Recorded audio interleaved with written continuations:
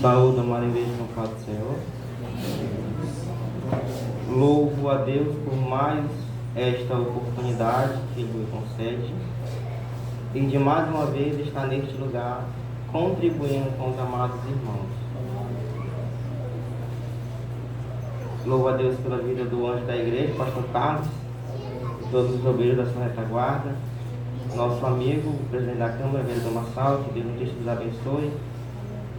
E o Senhor tocou no meu coração fortemente através desta palavra, Juízes capítulo 6, versículo 11.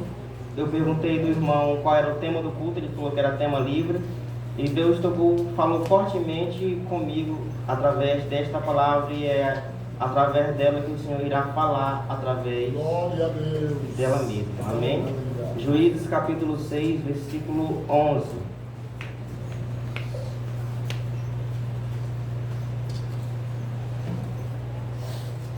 Amém? Diz assim: E veio ali um anjo do Senhor e se assentou debaixo de um carvalho que ficava em Ofra, que pertencia a Joás, o abeirita, e o seu filho Gideão debulhava o trigo no lagar para escondê-lo dos midianitas. E o anjo do Senhor lhe apareceu e lhe disse: O Senhor está contigo, varão valoroso. Amém?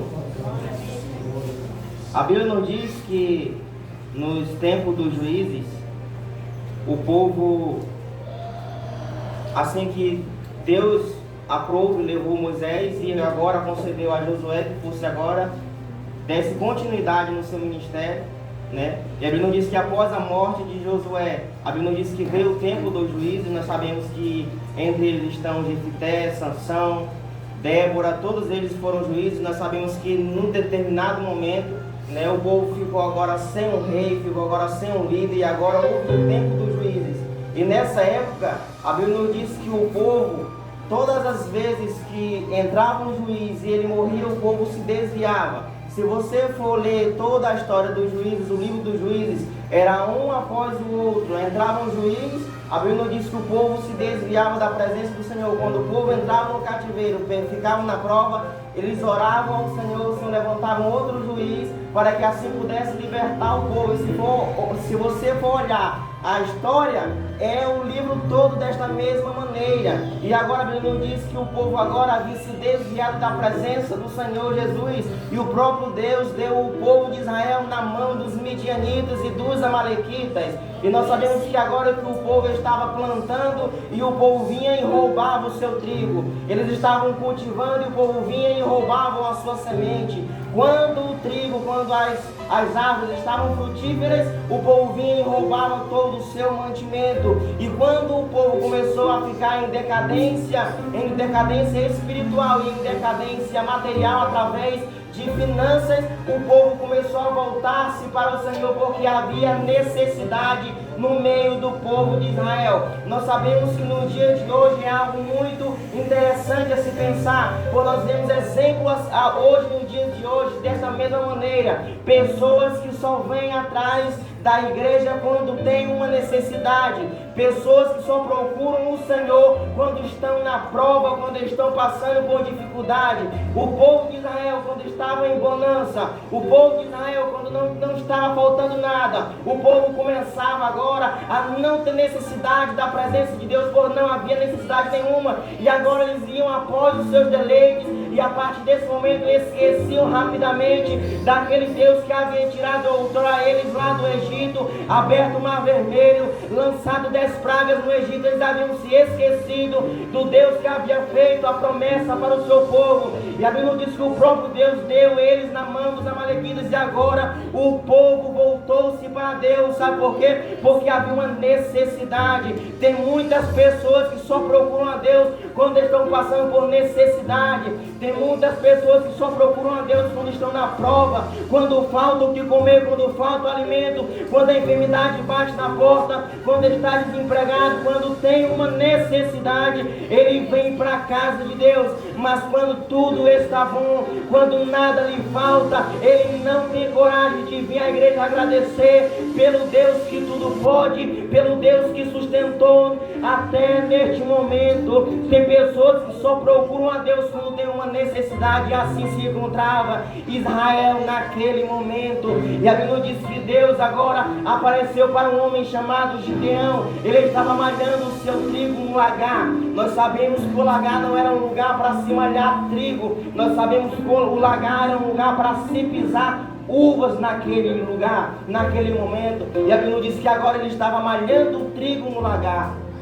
O lugar onde se pisava o trigo, onde se amassava o trigo, era na eira. Mas a eira, ela ficava num lugar acima. E ele não queria ser visto, porque ele sabia que se porventura ele estivesse ali malhando o seu trigo, os inimigos viriam e roubariam aquilo que ele estava cultivando, roubariam a sua semente, roubariam aquilo que Deus havia concedido para ele. Mas ele não deixou que o inimigo roubasse e levasse aquilo que ele havia plantado. O que ele fez? Ele mudou de rota, mas não permitiu que o inimigo roubasse aquilo que ele tinha. Nós sabemos que agora, neste momento, ele desce ali para o lugar e começa a pisar o trigo. Mas a Bíblia diz que naquele momento o anjo do Senhor apareceu para ele e diz: o Senhor é contigo, varão valoroso. Sabe por que o Senhor disse para ele varão valoroso? Porque enquanto os outros estavam escondidos em suas cavernas, por mais que ele estivesse ali, mas ele estava ali pisando o seu trigo, aquilo que o Senhor havia entregado na mão dele. Ele não se acovardou, ele permaneceu trabalhando, ele permaneceu cultivando o trigo que o Senhor havia concedido a ele. Não permitiu que o inimigo roubasse aquilo que ele tinha, aquilo que ele havia plantado.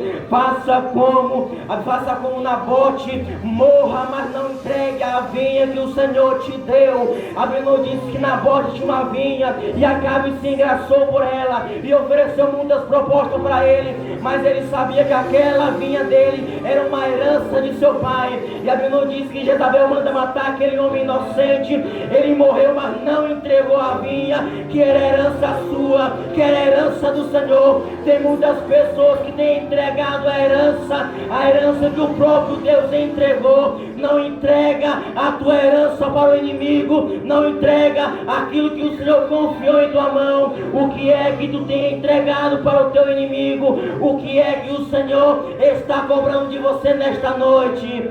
A Bíblia diz que agora ele morreu, mas não entregou a sua vinha. E da mesma maneira, agora se encontrava Gideão, e o povo estava escondido, havia ameaças por todo lado, mas mesmo assim ele continuou trabalhando, mesmo assim ele continuou malhando o trigo no lagar. Não era um lugar adequado para ele fazer aquele serviço, mas foi o local onde o Senhor permitiu que ele fizesse. E o próprio Deus disse: o Senhor é contigo, homem valente, o Senhor é contigo, homem valoroso, porque enquanto os outros estavam escondidos, você permanece trabalhando. E é por isso que Deus escolheu ele. O Senhor não chama nenhum desocupado para fazer a sua vontade. O Senhor só chama aquele que está trabalhando. Jessé tinha 8 filhos, mas escolheu Davi, aquele que estava lá no campo cuidando das ovelhas. Sabe por quê? Porque não importa onde esteja, o que importa é se você está trabalhando e fazendo algo para Deus. Louvado é o nome do Senhor Jesus. E a Bíblia diz: se o Senhor é conosco, ele interroga o anjo: se o Senhor é conosco, por que nos sobreveio estas coisas?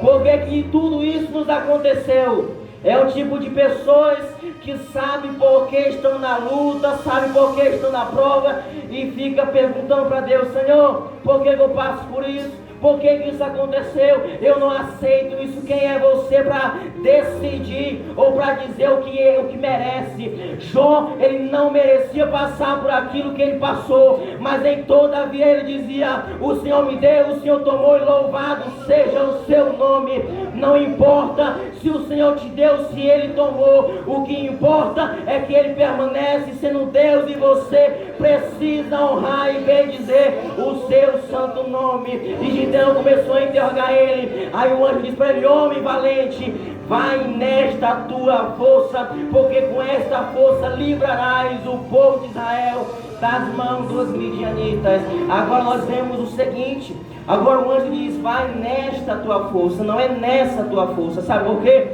Porque se ele tivesse dito, vai nessa tua força, quem entende de língua portuguesa vai entender que nessa tua força, o anjo estaria se referindo à força dele, nessa tua. Mas ele disse, nesta tua, porque ele estava se referindo a ele mesmo como um anjo do Senhor. Ele estava dizendo, vai nesta tua força, porque eu serei contigo. Não importa com quem você esteja, se você estiver com o Senhor, a vitória é do povo de Deus. A Bíblia nos conta que agora ele vai ali, ele vai oferecer um sacrifício para o anjo do Senhor. Olha, não te apresse em sair, mas eu vou fazer um sacrifício para ti. Ele foi, pegou a carne, colocou ali sobre o holocausto, fez bolos, pães asmos e colocou em cima do holocausto, em cima do sacrifício para oferecer ao anjo. E a Bíblia diz que o anjo do Senhor dá uma ordem para ele, dizendo, homem, vai ali até o bosque do teu pai, o bosque a qual o teu pai havia levantado, o bosque de Baal, e o altar de Baal, e derruba o altar de Baal, quebra o bosque que está levantado no pé do altar, e assim você vai pegar o segundo boi do teu pai e oferecer num local aonde você vai levantar para mim um altar. Sabe por que Deus mandou ele levantar um altar? Porque em Israel havia um altar para Baal. Deus mandou ele quebrar para levantar um outro altar, porque aonde meu Deus está, ele não divide a sua glória com ninguém. Não há lugar para dois senhores, porque se você quiser servir a Deus, a sua vida não pode estar firmada nas coisas da carne, não pode estar firmada nos prazeres da carne. Ou você entra para ser santo e se santificar, ou você vai do mundo afora. Quem é santo se santifica, mas quem é impuro vai fazer impureza cada dia mais. E agora a Bíblia nos diz que ele derrubou o altar, ele quebrou o bosque, levantou o altar e ofereceu o sacrifício. Sabe por que Deus mandou ele oferecer o boi, sendo que ele já havia oferecido o pão? Por que Deus mandou ele fazer um outro sacrifício? Será que Deus havia negado o seu primeiro sacrifício?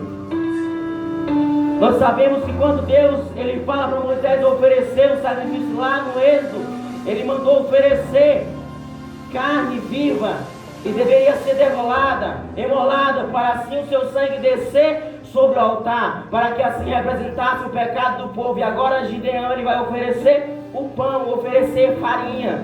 E Deus ele não quer farinha, ele quer o holocausto em sacrifício santo, vivo e agradável. A Bíblia diz em Romanos capítulo 12, versículo 2: rogo-vos, pois, irmãos, que apresenteis o vosso corpo em sacrifício vivo, santo e agradável, que é o vosso culto racional, para que experimenteis qual seja a boa, perfeita e agradável vontade de Deus. Só oferece aquele que entrega o seu corpo em sacrifício vivo, santo e agradável. O Senhor não quer holocausto de boi. Hoje Ele quer a nossa vida no altar. Ele quer a nossa vida em sacrifício. O mínimo que nós podemos fazer é oferecer a nossa vida para Ele. Aí tem pessoas que dizem, olha, Deus só quer o coração. Não, Deus quer corpo, alma e espírito. E nós devemos apresentar todos eles em santidade, pois o nosso Deus é santo e importa que aqueles que o adorem em santidade, em espírito e em verdade. 1 Pedro capítulo 1, versículo 15: assim como é santo aquele que vos chamou, sede vós santo em toda maneira de viver. Em toda maneira de viver, eu preciso ter santidade. Se eu for fazer um negócio, se eu for comprar alguma coisa, se eu tiver, independente de qualquer lugar, eu preciso mostrar que eu tenho a santidade no meu coração. E não é santidade somente dentro da igreja, porque é muito fácil ser crente aqui dentro. Eu quero ver ser crente da porta para fora. Quando você está em quatro paredes, quando você está com o teu celular, o que é que tu anda vendo? Com quem é que tu anda andando? O que é que você anda falando? Será que você tem se apresentado em santidade diante de Deus? Aí a Bíblia diz em Hebreus 12, versículo 14: segui a paz com todos e a santificação, sem a qual ninguém verá o Senhor. Você pode ter paz com todo mundo, mas se não tiver santidade, você não sobe. Você pode ter santidade o tanto que for, mas se você não fala com o teu irmão, se você tem uma mágoa dele, você não sobe, porque o Deus quer que você tenha paz com todo mundo, sem a qual ninguém verá o Senhor. É preciso que nós sejamos unidos. A Bíblia diz em Salmos 133 primeiro: ó, quão bom e quão suave que os irmãos vivam em união. Louvado é o nome do Senhor Jesus.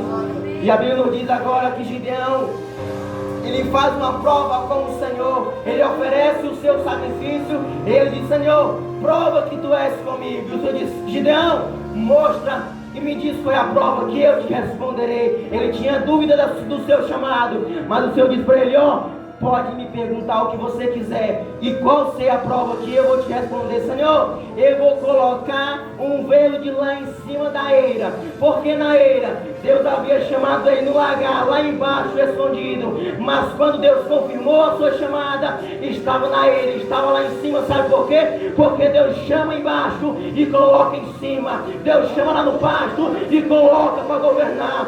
Deus tira do poço e coloca para governar, como fez com José.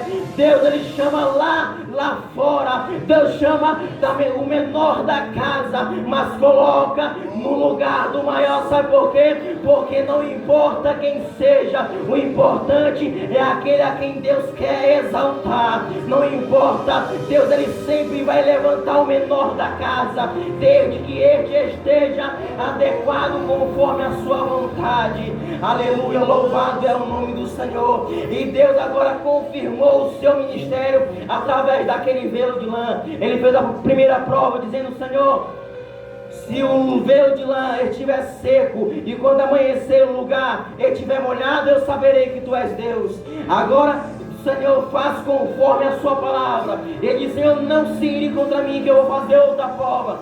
Se o velo estiver encharcado e fora estiver seco, saberei que tu és o meu Deus e que tu me escolheu, me designou para esta missão. E conforme a sua fala, assim Deus o fez e confirmou o seu ministério. E agora a Bíblia nos diz que ele toca a buzina e reúne 32 mil homens para pelejar contra os midianitas. E naquele momento o Senhor diz para ele: Gideão, eu vejo que tem muita gente. Sabe por quê? Porque eu não quero que depois desta guerra o povo diz que através da sua mão que eles ganharam esta luta e ganharam esta batalha. Sabe por que Deus fez isso com Gideão? Porque Deus conhecia o exército de Israel e sabia que se eles fossem para a guerra com 32 mil homens, eles venceriam a guerra. Mesmo que do outro lado tivesse 125 mil homens, eles venceriam a guerra e venceriam a batalha, porque Deus conhecia o povo de Israel. Me mostra uma batalha na Bíblia que Israel perdeu. Me mostra uma batalha na Bíblia que Israel, ele fraquejou pelos inimigos. Houve uma vez, onde ele nos diz em Josué capítulo 7, que Deus permitiu que Israel perdesse uma batalha por causa do pecado de Acã. Deus falou: olha, vai lá na cidade de Ai e destrói tudo e não traga nada. Aí Acã pegou uma capa babilônica e 200 ciclos de prata e colocou debaixo da sua tenda. Aí a Bíblia diz que Deus permitiu que a vitória não fosse sucedida para o povo de Israel por causa de Acã. Deus não deixou Israel vencer a guerra por causa do pecado de um homem. Sabe por que muitas igrejas têm perdido a batalha? Porque tem pecado escondido debaixo da tenda. Tem muito pecado escondido debaixo da tenda. Mas o Senhor vai trazer oculto aquilo que está escondido e vai dar vitória para o povo de Deus. Vai dar vitória para o povo de Israel. E a Bíblia diz que a Bíblia nos fala que agora Josué ele encontra que estava ali debaixo da tenda daquele homem, aquela capa. E a Bíblia diz que toda a sua família, ela morreu por causa da consequência de um homem. Eu quero te dizer, quando o patriarca ele peca, quando a mãe peca, ou seja lá quem for, não somente ele, mas toda a família paga um preço. Sabe por quê? Porque é uma família, não é um, é a família. Nós sabemos que quando Jonas estava à deriva do mar, não somente ele, mas toda a tripulação ia a pique por causa que ele estava correndo da vontade de Deus. Ou seja, quando eu estou em pecado, não só me afeta, quanto todos aqueles que estão à minha volta. Se eu tenho um filho, o meu filho vai arcar com o meu pecado. A Bíblia diz que o Senhor visita até a terceira e quarta geração, independente de ser bênção ou maldição, o Senhor vai visitar. Se o pai ele foi abençoado, o Senhor abençoará a sua descendência. Mas se o pai pecar, assim também se dará o pecado na geração futura, como a Bíblia não diz que aconteceu com o povo de Israel. E a Bíblia diz que agora Deus manda que os covardes e medrosos voltassem. Deus disse: ó, Gideão, tem muita gente aí. O povo vai querer vencer a guerra e vai dizer que esta luta eles venceram pelas mãos deles. Mas não é bem assim. Diz para todos os covardes e medrosos voltar. Aí a Bíblia diz que 22 mil homens voltaram. Irmão, mas o que era 32 mil homens para 125 mil homens? Já era um número bem pouco. E agora Deus faz com que 22 mil homens saiam e permaneça somente 10 mil. Mas o que é 10 mil na frente de 120? Mas Deus disse: ainda tem muita gente. Nós sabemos que se o povo tivesse ido com 32 mil homens, era 4 midianitas para 1 israelita. Aí o povo era um povo que era bom de espada, era um povo guerreiro. Se cada homem matasse 4 homens dos inimigos, a vitória estaria feita. E assim o povo iria dizer: nós ganhamos por causa do nosso braço. E Deus disse: tá, tem muita gente, nós vamos ter que mudar esse negócio aí. Aí o que é que Deus fez? Fez com que baixasse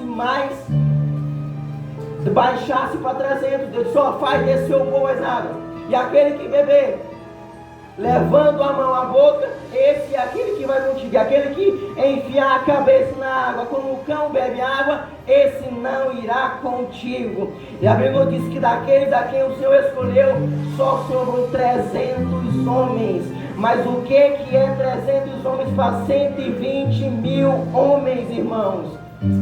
A Bíblia nos diz que só ficou 300 homens. Aí tem muitas pessoas que dizem assim, usam analogia dizendo: os covardes e medrosos foram e só ficaram os valentes, 300 valentes. Aí eu quero te dizer, o Senhor escolheu Gideão, um homem da menor tribo de Israel, da família menor, do clã menor e o menor de sua casa. Aí você acha que Deus vai escolher 300 corajosos? Eu não acredito nisso. Eu acredito que Deus tem coragem e poderia desencorajar os valentes e encorajar os fracos e os frouxos. E a Bíblia nos diz que agora Deus, com esses 300 homens, faz com que Gideão vá para a guerra e vá para a peleja. A Bíblia diz que Deus escolheu as coisas vis deste mundo para confundir as sábias, escolheu as coisas fracas deste mundo para confundir as fortes. Se Ele escolhe as coisas fracas para confundir as fortes, eu acredito que Ele desencorajou 32 mil homens para encorajar somente 300 para levantar a bandeira da vitória sobre Israel. E agora Deus dá uma missão para Gideão. Olha, Gideão, o povo vai com tocha, com buzina e com cântaro, e assim eles vão para a luta, e assim eles vão para a peleja. Eles vão quebrar o cântaro, vão tocar a buzina e vão acender a tocha e vão dizendo: por Senhor e por Gideão. Sabe por quê? Porque a Bíblia diz que a vitória é nossa, mas a glória ela é de Deus. A vitória é do povo, mas a glória permanece a Deus. Ele não divide a sua glória com ninguém. Houve um homem a quem houve um ser, aquele que ele queria se igualar como Deus, e a Bíblia diz que ele mandou do céu abaixo. Aí Deus disse: eu vi Satanás descer do céu como um raio. E a Bíblia diz que ele desceu às regiões inferiores. Sabe por quê? Porque ele queria ser como Deus, e Deus não divide a sua glória com ninguém. Nós sabemos que Deus, Ele não divide a glória com ninguém, mas Ele deu a um a glória. A quem foi? A Bíblia diz que quando Jesus ele vai fazer a oração do Pai Nosso, a oração que todo mundo conhece, Mateus capítulo 6, versículo 9. Católico, não crentes conhecem essa oração, a oração do Pai Nosso. E nos últimos versículos ele diz: Pai, não nos induzas à tentação, pois teu é o reino, teu é o poder, a glória. Teu é o poder, a honra e a glória. Teu é o poder, o reino, a honra e a glória. Nós agora vimos através deste versículo que há 3 coisas que Deus não divide com ninguém. Qual é a primeira? O reino. O reino ele não divide com ninguém. A segunda, o poder. O poder ele não divide com ninguém. E a terceira, a glória. Ele não divide a glória dele com ninguém. Mas houve um a qual ele desceu e colocou os pés nesta terra. A Bíblia diz em Filipenses capítulo 2, versículo 5, que haja em vós o mesmo sentimento que houve em Cristo Jesus, que mesmo sendo Deus, não teve por usurpação ser igual a Deus, mas aniquilou-se a si mesmo, tomando a forma de homem, sendo obediente até a morte, morte de cruz, para que ao seu nome se dobre todo o joelho dos que estão no céu, na terra e debaixo da terra. Mesmo ele sendo Deus, ele não usurpou ser igual a Deus, mas sendo como homem, morreu, subiu ao Calvário e morreu pelo meu e pelo teu pecado. Sabe por quê? Porque a Bíblia diz em João 3,16: porque Deus amou o mundo de uma tal maneira que enviou o seu único Filho, para que todo aquele que nele crê não pereça, mas tenha a vida eterna. Louvado é o nome do Senhor. E agora Jesus disse: olha, o Pai não divide com ninguém. Aí quando Jesus morre e ressuscita, a Bíblia não diz que ele desce às regiões inferiores do inferno, leva cativo o cativeiro, como nos diz o apóstolo Paulo, leva cativo o cativeiro. Aí quando ele ressuscita, ele está no monte lá das Oliveiras, dando as últimas instruções para os discípulos em Mateus 28, 18, ele nos diz: todo o poder foi me dado no céu e na terra. O poder era de Deus, o reino era de Deus, a glória era de Deus, e ele não dividia com ninguém. Mas quando Jesus ressuscitou, ele mesmo declarou: todo o poder foi me dado no céu e na terra. O próprio Deus deu o poder para Jesus, porque ele foi digno disso.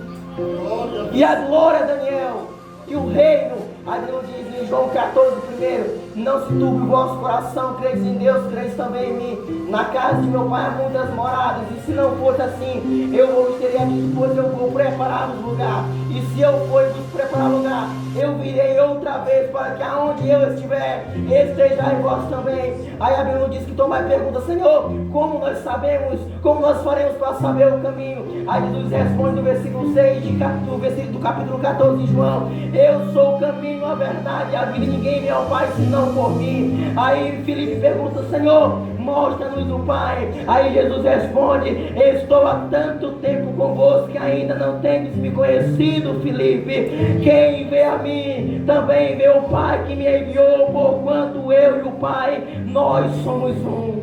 Louvado é o nome do Senhor. E a glória foi dada a Jesus, o reino foi dado a ele, e o poder foi dado a ele. Ele declarou que o poder foi entregue a ele, a porta do reino foi entregue a ele, porquanto ninguém vem ao Pai senão por ele. E a glória, Daniel, a Bíblia diz em Salmos capítulo 24, versículo 8: levantai a porta das vossas cabeças e entrará o Rei da Glória. Levantai, ó entradas eternas, que entrará o Rei da Glória. Quem é este, o Rei da Glória? É o Senhor poderoso na guerra. É Ele que é o Rei da Glória. Quando Jesus morre e ressuscita e está adentrando no céu, os anjos começam a dizer: levantai, ó porta das vossas cabeças, que entrará o Rei da Glória. Ele é Rei da Glória. Ele foi entregue a todos nós. Ele é o Rei da Glória. Ele tem todo o poder. Ele tem a chave do reino. E ninguém vem ao Pai, ninguém vem ao Pai senão por Jesus de Nazaré. E a Bíblia diz que agora Gideão, confiante no Deus que ele servia, ele vai para a guerra. A Bíblia não diz, irmãos, que agora ele só foi com 300 homens. Se a gente fosse dividir 125 mil homens para 300 homens, era 450 homens para um israelita. Você acha que seria fácil um homem matar 450 inimigos? Era impossível, irmão. Era impossível 300 homens vencer 125 mil homens de guerra, homens valentes. Mas Deus fez isso para que Israel não se gloriasse. E agora a Bíblia nos diz que Gideão ele vai e ele consegue a vitória, ele consegue vencer a peleja, ele consegue vencer a dificuldade. Eu quero te dizer, a dificuldade não é maior do que o teu Deus, a luta não é maior do que o teu Deus, a tua enfermidade não é maior do que o teu Deus. Confie nele e tudo ele fará. A Bíblia diz: entrega o teu caminho ao Senhor, confia nele e tudo ele fará. A Bíblia diz que nós devemos confiar no Senhor, que é o autor e consumador da nossa fé. A Bíblia diz que nós precisamos acreditar e confiar em Deus, confiar que ele pode todas as coisas. Porque ele tem, ele pode, ele tem, ele manda, ele faz. Toda a autoridade foi entregue para ele. E a Bíblia diz que todos nós devemos estar preparados para que assim o Senhor possa nos usar. Para que assim o Senhor possa nos usar como ferramenta. Para que assim o Senhor possa nos usar como libertadores. Assim como Gideão libertou o povo de Israel, assim somos nós também. Para pegar almas que estão lá fora e trazer para a sua casa. Pegar almas que estão desgarradas e trazer para a sua casa. O nosso dever é pregar em tempo e em fora de tempo. Tudo isso, mas que o nome do Senhor seja glorificado através das nossas vidas. Que Deus possa nos abençoar, abençoar esta igreja, que assim o Senhor possa derramar cada vez mais a presença na nossa vida, para que assim nós possamos vencer a luta, vencer a dificuldade. A Bíblia diz em João 16:33: no mundo tereis aflições, mas tende bom ânimo, porque eu venci o mundo. Se Jesus venceu, um dia ele também nos ensinará, um dia ele também segurará na nossa mão e nós venceremos junto com ele. Nós, em todas estas coisas, disse o apóstolo Paulo, somos mais do que vencedores por aquele que nos chamou, para esta maravilhosa luz. Louvado é o nome do Senhor Jesus.